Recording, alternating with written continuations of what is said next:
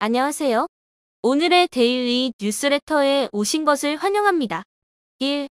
K9의 숨은 힘. 2. 한국 무기의 지배시대. 3. 잠수함 프로젝트 수십억 원. 한번 진실을 알아봅시다. 연일 한국의 무기들에 대한 내용이 뉴스에서 보도되고 있다. 그만큼 한국의 무기가 좋으니 구매하겠지만 아무래도 아직은 저렴한 가격이라는 가성비 때문에 구매한다는 생각이 강해. 난 무기에 대해서 잘 모르거든. 도대체 K9 자주포가 얼마나 대단한 무기길래 다들 수조원을 들여 구입하고 있는 거야? 전문가 있으면 알려줘. 저번 영상에서 알려드렸던 것처럼 폴란드에 이어 루마니아까지 막대한 예산을 들여 K9 자주포와 K2 전차를 구입하기 위해 수뇌부들이 한국을 방문했습니다. 정세가 정세인 만큼 지금 동유럽은 그야말로 한국 무기를 사기 위한 경쟁이 펼쳐지고 있다고 할 수 있죠. 이외에도 인도나 사우디 등 전 세계에서 한국 무기 수입 관련 뉴스가 전해지고 있습니다. 그런데 여기에 항상 등장하는 이름이 있는데요. 그건 바로 K9 자주포입니다. 생각보다 한국은 전차와 자주포뿐만 아니라 권총과 소총 그리고 탄약과 포탄까지 매우 다양한 분야에서 무기를 수출하고 있지만 그래도 한국을 대표하는 무기는 바로 K9 자주포라고 할 수 있죠. 그렇다 보니 외국인들 역시 도대체 저게 얼마나 대단한 무기인지에 대한 궁금증이 생길 수밖에 없는 것입니다. 이쯤 되면 한국인들 입장에서도 진짜 K9 자주포의 성능이 얼마나 대단한 거지? 라는 궁금증이 생기기도 합니다. 일단 자세한 스펙을 설명하기 전에 가격만 놓고 봐도 기존에 유명했던 미국이나 독일의 무기들과는 비교할 수 없는 위치에 속하고 있습니다. K9 자주포 하나의 가격은 약 40억 원 정도로 알려져 있는데요.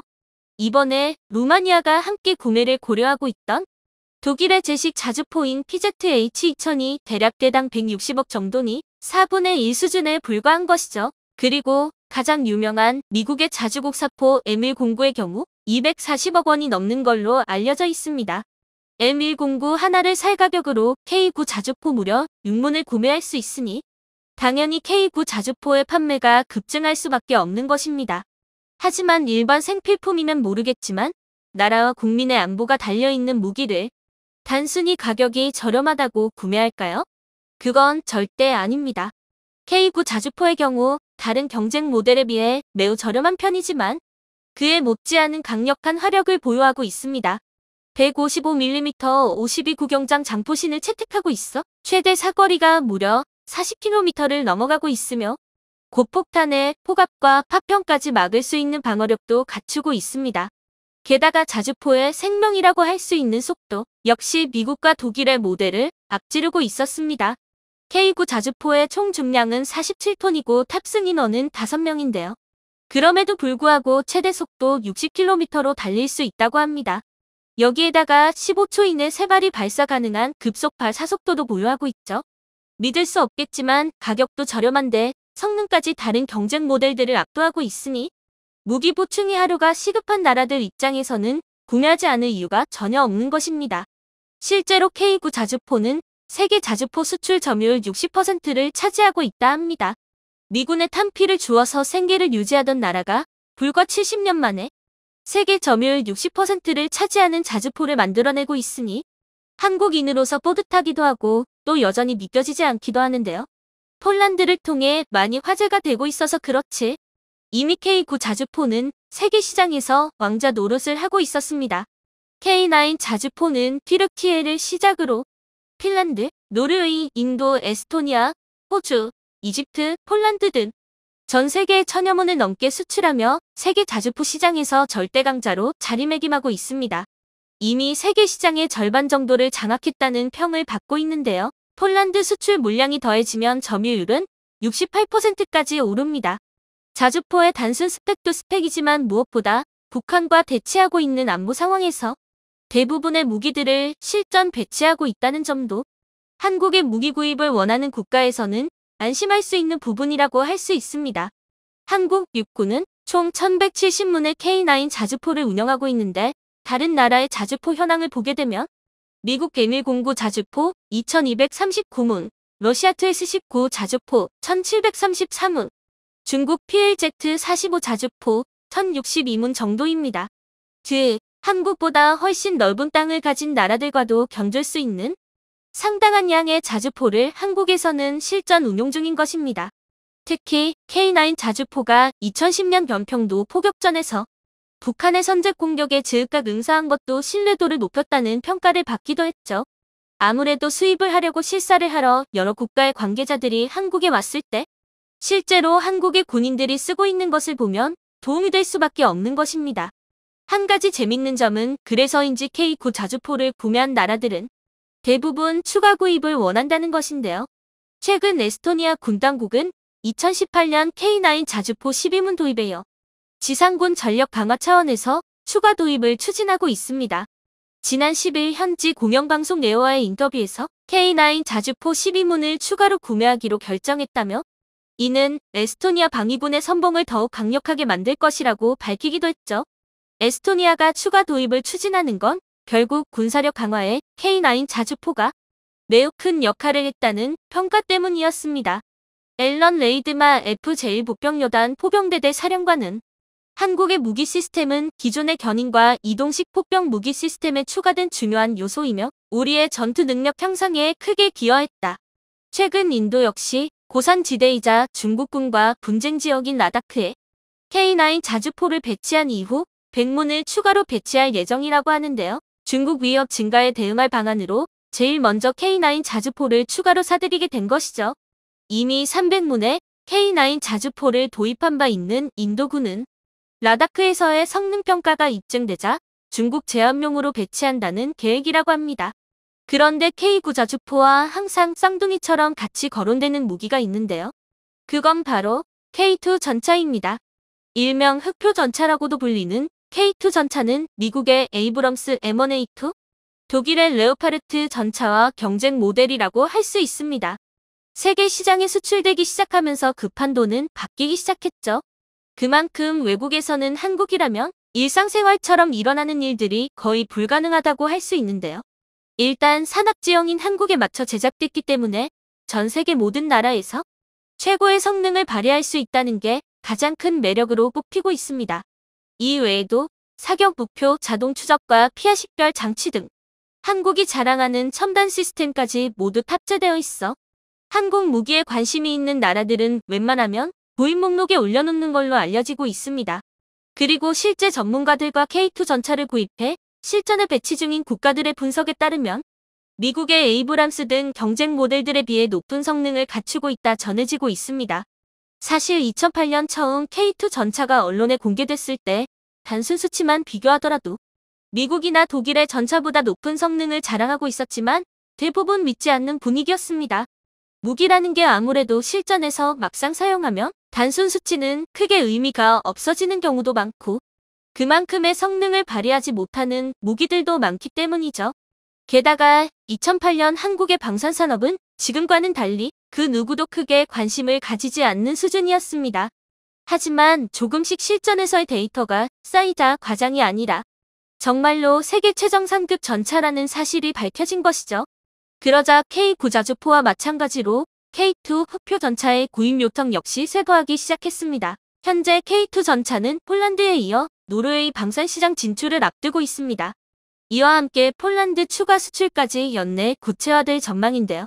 현대 로템이 노르웨이에 공급하는 K2 전차 초도 물량은 폴란드 1차 물량보다 조금 작은 3조 원 규모로 업계는 보고 있습니다. 이제 한국의 무기들은 수조 원의 규모가 보통일 정도로 그 영향력이 커진 것입니다. 노르웨이의 전차를 공급하는 수주 경쟁은 올해 초부터 이어졌었는데요. 아직까지 K2 전차를 의심하고 있던 외국인들은 K2 흑표 전차와 독일 KMW 레오파드 전차가 치룬 동계시험 평가에서 K2 전차가 독일의 전차를 누르고 우수한 평가를 받았다는 소식에 의심을 거둘 수밖에 없었죠. 이처럼 현대 로템이 연내 수주에 공들인 프로젝트가 두 건이 있는데 하나는 최대 800대 규모에 달하는 폴란드 추가 수출이고 또 하나가 바로 노르웨이 K2 전차 수출 건이었죠. 두 계약을 합친 수주 규모는 무려 약 20조 원에 달할 전망이라고 하는데요. 결국 한국의 무기가 뛰어난 실전 활용성을 갖추고 있지 않았다면 결코 이뤄낼 수 없었던 성적이 아닐까 싶은데요. 그럼 지금부터 한국을 대표하는 K9 자주포와 K2 전차에 대해 외국인들은 어떤 반응을 보여주고 있는지 자세히 소개해드리도록 하겠습니다. 북한이라는 적과 마주한 남한의 포병, 갑옷, 타격 전투기물, 국가적으로 개발된 방어 시스템에 대해 진정으로 진지할 수밖에 없습니다. 우리가 한국 무기를 믿고 사야 하는 이유이죠. 나는 2000년대 초에 북한이 한국 국경 마을에 갑작스런 짧은 폭격을 가했던 것을 기억합니다. K9이 곧바로 반격에 나섰다는 보도가 나왔죠. 그때 타격 정밀성을 보고 단 한 번도 한국의 자주포 성능을 의심한 적이 없습니다. 당시 북한군은 K9의 정밀함과 한국군의 우수한 레이더로 인해 아무것도 하지 못했었죠. 우리 미국인들은 국방에 수조 달러를 쓰고 있는데 어떻게 한국이 포병과 탱크 시스템을 주도하고 있습니까? 미국 회사들이 돈을 해먹는 게 아닌가 싶네요. 이제 미국이 한국을 떠나도 될 것 같아. 한국인들은 우리 없이도 북한을 쉽게 패배시킬 수 있을 거야. 이 뛰어난 무기들을 만들어 세계 평화에 기여하고 있는 한국에 찬사를 보냅니다. 요즘과 같은 상황에서 한국 무기와 같은 성능과 가격을 가진 무기를 엄청난 속도로 받을 수 있다는 것 자체만으로도 그냥 모든 경쟁력에서 우위를 갖는다. 이게 제일 정답이네. 아무리 좋은 무기면 뭐래? 지금 당장 나라를 지켜줄 무기들이 필요한 상황인데 말이야. 독일은 무기 배송을 거부했고 기껏해야 부분적인 명령을 이행하는데 10년이 걸릴 것이라고 말했습니다. 폴란드는 옳은 일을 했습니다. 한국은 6개월 만에 주문을 이행했고 나머지는 내년에 이행한다 하니 말이죠. 대한민국 감사합니다. 한국은 빨리빨리의 나라야. 한국인은 느린 것을 용납하지 못하는 민족성을 갖고 있다. 결과적으로 폴란드의 선택은 현 시점에서 정말 최고였다고 할 수 있다. 폴란드로서는 한국만큼 적합한 조건을 갖춘 파트너는 지구상에 없을 것입니다. 특히나 한국 무기의 실전성은 이미 증명되어 있죠. K9 자주포에 돈을 쓴다면 내 세금이 전혀 아깝지 않을 것 같아요. 전쟁이 싫으면 전쟁을 준비하라는 말이 있다. 한국산 무기는 미군과 호환이 가능하고 가격 대비 성능이 우수하며 AS 측면에서도 좋다. 많은 나라들이 한국의 무기를 선택하고 한국과 협력하는 것은 어찌 보면 매우 당연한 일이라고 생각해요. 실전 영상을 본 적이 있는데 10년 뒤면 K9 자주포의 점유율이 90%에 육박하지 않을까 싶습니다. 한국은 남을 위해 무기를 만드는 것이 아니라 북한과의 전쟁 위험으로부터 자신을 보호하기 위해 무기를 만들어냈죠. 이것이 바로 한국산 무기가 세계 최고인 이유입니다. 한국만큼 무기에 진지하고 지속적인 노력을 하는 나라는 없을 것이다. 그렇지 않으면 한국은 끔찍한 상황에서 살아남을 수 없었거든. 거기에다 제작 속도와 유지 보수까지 완벽하니 지금처럼 인기를 얻고 있는 거야. 한국은 전쟁의 참상을 지금도 뼈저리게 느끼고 있는 나라입니다. 전쟁이라는 비극을 막기 위해 빠르게 무기를 판매해줘서 고맙습니다. 자유와 평화는 결국 자국의 힘으로만 지킬 수 있다는 것을 한국은 잘 알고 있죠? 그렇기에 철저히 실전 위주의 무기들을 탄생시킬 수 있었습니다.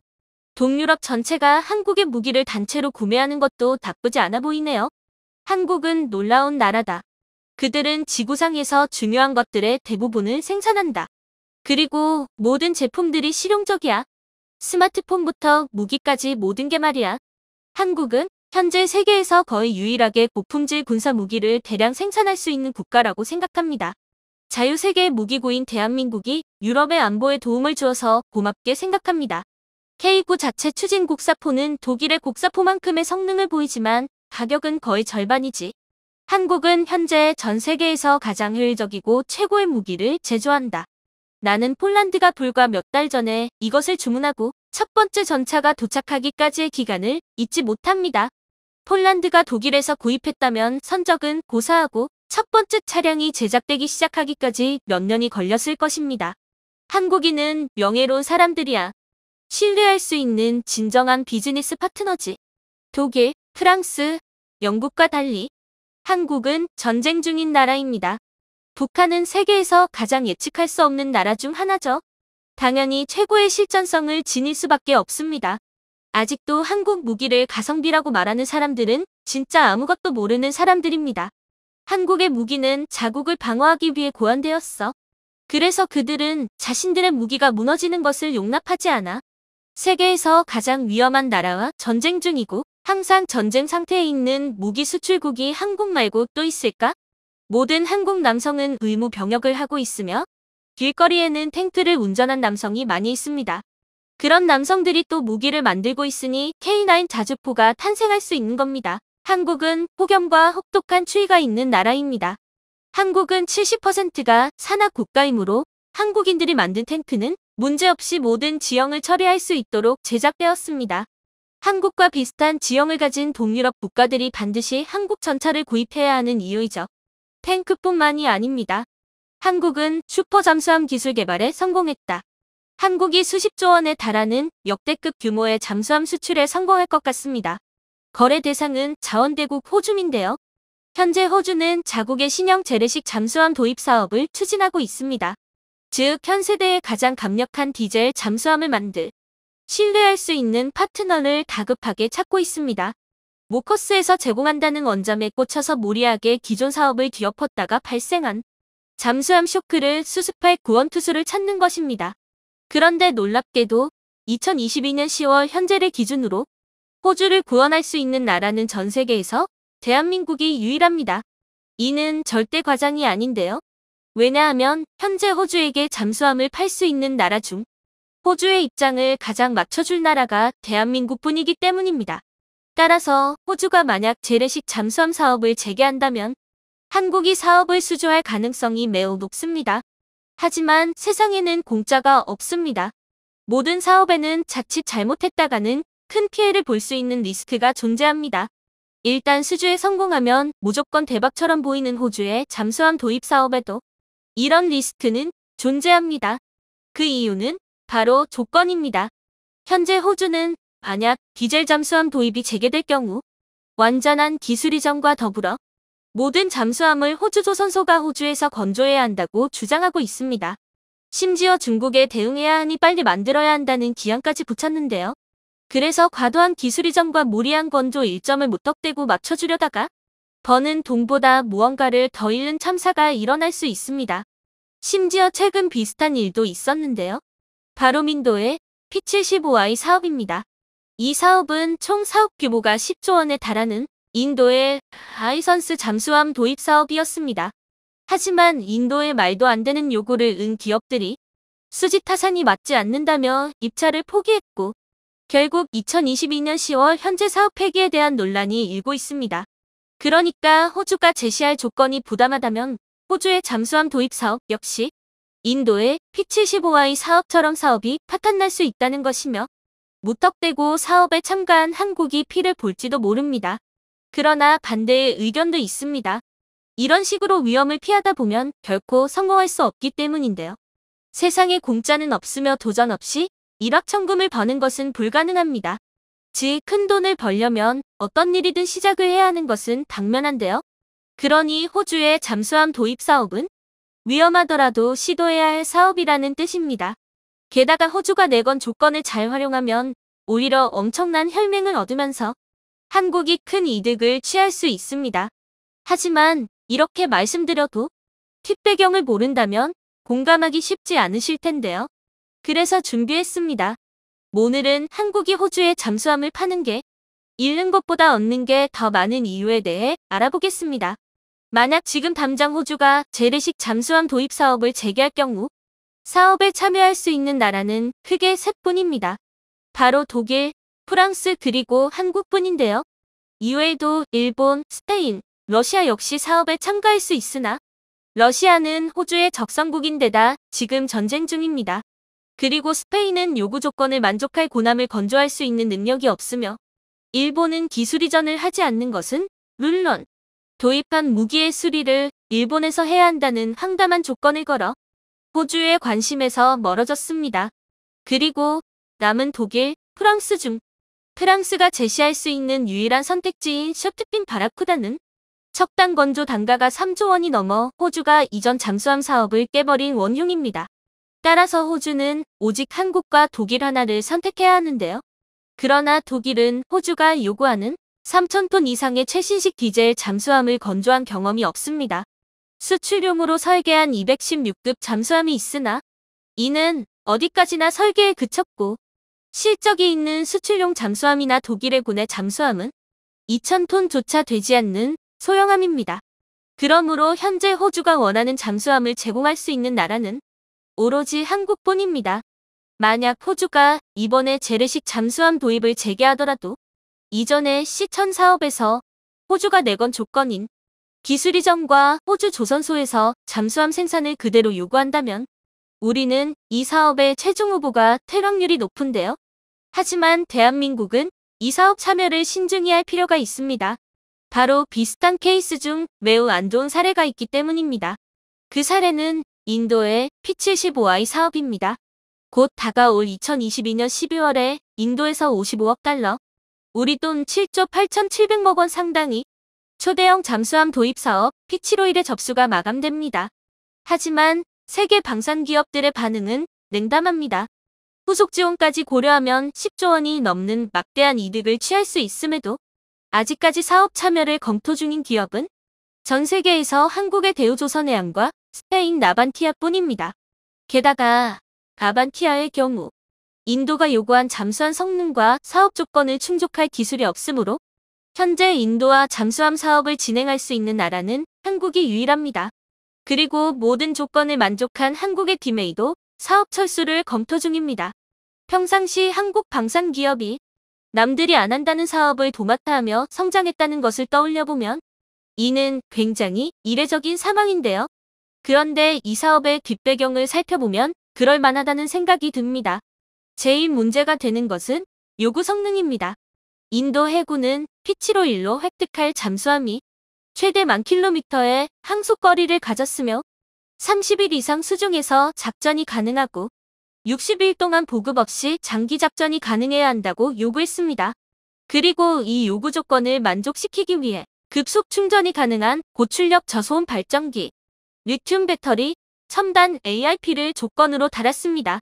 그런데 러시아와 스페인이 제안한 잠수함은 기술력 부족으로 이 조건을 만족할 수 없습니다. 2022년 10월을 기준으로 이 조건을 최소한이나마 충족하는 현역 잠수함은 지난 3월 9일 취역한 일본의 타이게이급 잠수함 1번함 타이게이뿐입니다. 이외에는 독일의 216급, 프랑스의 쇼핀 바라쿠다, 한국의 도산 안창호급 배치 2등이 있으나 도산 안창호급 배치 2를 제외하면 다른 나라들의 잠수함은 아직 수주조차 안 된 상상 속 군함입니다. 그래서 독일은 설계뿐인 216급이 아니라 216형을 축소해 싱가포르에 수출한 218급으로 사업 제한을 변경하는 일도 있었습니다. 한마디로 인도가 요구하는 조건 중 하나인 지금 당장 실물이 있는 잠수함을 원할 경우 사실상 일본만이 인도와 협상할 수 있습니다. 그런데 문제는 일본도 충격적이게도 그나마 실툴이 있는 타이게이조차 인도군의 요구를 완벽히 충족하지 못한다는 것입니다. 인도가 장시간 잠수에 꼭 필요하다며 필수 조건으로 내건 연료전지 AIP가 없기 때문인데요.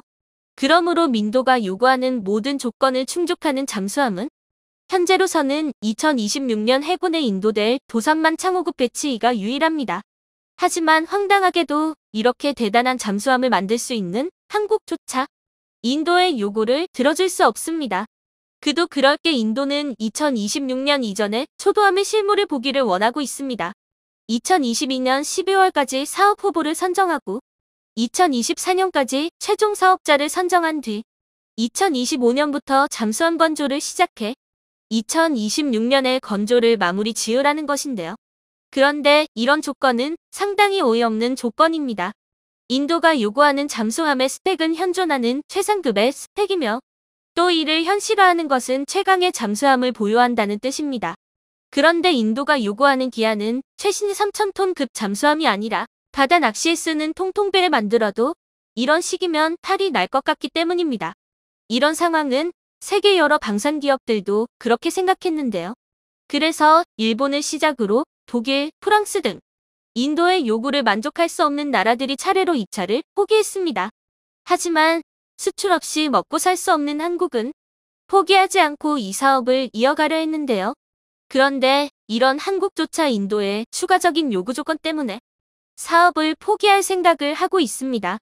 대체 인도의 조건이 뭐길래 수출이면 자다가도 깨는 우리 기업조차 학을 떼는 것일까요? 그 조건은 바로 라이선스 생산과 기술 이전, 그리고 품질 보증입니다. 인도는 이번 사업 이후 완전 국산 잠수함을 만들고 싶어 합니다. 그래서 잠수함 건조 과정에서 모든 기술을 제공해야 하며 잠수함을 인도에서 건조해야 한다고 주장했습니다. 인도 조선소에서 잠수함을 직접 만들어봐야 다음 잠수함을 제대로 국산화할 수 있다고 생각한 것인데요. 하지만 이건 인도의 입장이고 한국이 보기에 민도의 조건들은 날강도가 따로 없는 것입니다. 그 이유는 잠수함의 잠자도 모르는 인도 조선소의 직원들을 데리고 세계 최강의 첨단 잠수함을 2년 만에 건조하라는 건 돌덩이를 황금으로 바꾸란 말이나 다름없는 언지입니다. 더군다나 인도는 불과 2년 만에 만들어진 잠수함에서 하자가 발생하면 그 책임을 사업을 수주한 기업이 져야 한다는 황당한 조건까지 걸었습니다. 이래서야 사업이 제대로 될 턱이 없습니다. 이 때문에 현재 인도에서조차 P-75I 사업을 접자는 이들이 많습니다. 그런데 이런 문제들은 호주가 잠수함 도입을 재개했을 때 똑같이 발생할 문제입니다. 호주 조선소의 노동자들은 능력은 없으면서 파업을 일삼는다는 평이 많고 기술 이전 역시 무리하게 요구할 게 뻔합니다. 인도보다 훨씬 돈을 많이 주고 사업 기간이 비교적 길다는 게 그나마 위안거리지만 아무래도 불안감을 느낄 수밖에 없습니다. 하지만 다행인 것이 호주와 한국의 방산협력은 인도와 한국의 방산협력과 근본적인 차이가 있습니다. 바로 국가의 특성입니다. 사실 인도는 자원도 많고 인구도 많아 잠재력이 큰 국가입니다. 그래서 기술 이전을 받아 국산 잠수함을 만들면 모든 것을 스스로 할 생각을 하고 있습니다. 반면 호주는 자원은 풍부하나 사람이 적어서 모든 일을 스스로 할 수 없습니다. 그래서 호주는 무조건 기술을 달라고 윽박지르는 인도와 달리 여러 조건을 걸고 계속 같이 일할 파트너를 찾고 있습니다. 그러니까 단 한 번만으로 잠수함을 사고 팔고 할 끝낼 관계가 아니라 이후로 계속 함께 잠수함을 공동 개발하고 생산하며 남아가 모든 방산 분야에서 함께 사업을 추진할 영구적인 동맹을 구하는 건데요. 이런 호주에게 자원은 없지만 뛰어난 기술과 사람은 있는 대한민국이라는 나라는 최고의 파트너입니다. 게다가 호주와 한국은 이미 K9 생산 공장을 호주에 건설하며 본격적인 안보 협력을 추진 중이며 레드백 등 추가적인 방산 협력이 추진되고 있습니다. 뿐만 아니라 중국이라는 공통의 적을 두고 있으며 서로 거리가 멀어 영토를 두고 다툴 일도 없습니다. 따라서 한국과 호주가 미국이 주도하는 파이브 아이즈처럼 함께 무기를 개발하고 생산하는 사이가 된다면 양국 모두 이익을 얻을 수 있습니다. 다시 말해 한국은 자원을 값싸고 안정적으로 공급받을 수 있고 호주는 부족한 인력으로 모든 무기를 개발하려 애쓰지 않고 선택과 집중을 할 수 있게 되어 두 국가가 함께 무기를 도입함으로 개발 실패의 부담을 줄이고 양산 비용을 크게 낮출 수 있습니다. 일례로 만약 호주와 한국이 KF-21N이나 중형항모 도입을 함께 추진한다면 금전적으로는 무조건 손해일 게 뻔한 KF-21N과 중형항모의 도입이 꽤 할만한 사업이 됩니다. 그리고 이런 거래는 앞서 말씀드린 양국 상황을 파져봤을 때 호주의 지각 변동이 일어나 양국의 위치가 바뀌지 않는 한 수십 년이고 이어질 수 있습니다. 이 정도라면 수십조 원어치 무기를 제값받고 수출하면서 약간의 기술을 이전하는 사업이라면 충분히 해볼 만한 사업이라고 국내군 전문가들은 말하고 있습니다. 뿐만 아니라 오커스 동맹 국가들은 중국의 세계 패권 야욕을 한국이 어느 정도 해소해줄 것이라고 생각하고 있는데요. 이 때문에 한국을 끌어들이겠다며 망간 힘을 쓰고 있습니다. 쉽게 말해 잠수함 사업의 조건을 한국이 유리하게 골고 갈 수 있다는 것입니다. 부디 이번 호주의 차세대 잠수함 사업에서 한국의 현명한 선택이 이뤄지길 기대하겠습니다.